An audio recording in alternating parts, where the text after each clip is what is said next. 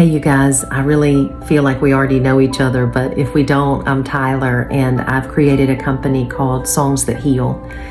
I am a professional songwriter. I wrote for many years for other people. I wrote for their records, and so if you go to songsthatheal.com and you click on that little About Tyler, you can go down there and see the songs I've written. But it was a great journey. I loved being a professional songwriter. I mean, what a gift and what an opportunity. And I worked with some incredible talent. And during that time, I made a comment one day to my then boss. It was Craig Wiseman, who's a big hit songwriter, and I wrote for his company, Big Loud Shirt. And Craig taught me a lot about songwriting. He told me the truth is more interesting than fiction, and you don't need a lot of chords to tell the truth.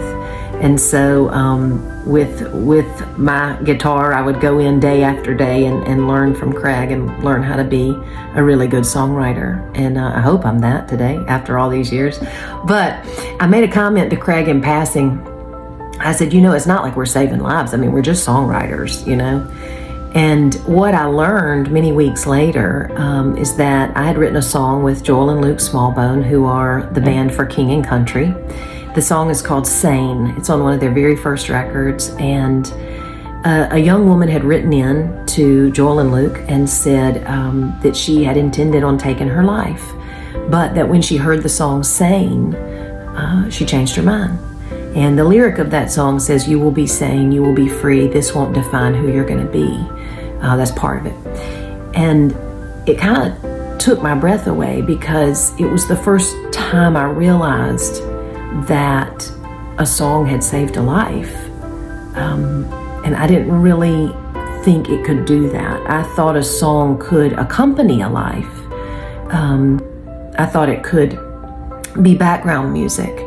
But I really, at that time, did not understand that a song could actually save a life, that it could heal a life, that it could alter an internal frequency, that it could be greater than the dis-ease of the soul, and oftentimes more powerful than the dis-ease even in the body, that music could change everything.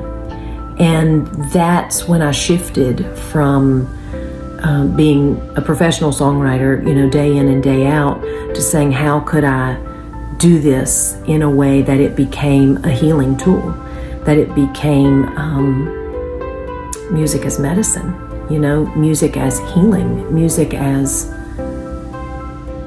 life. How could I do that?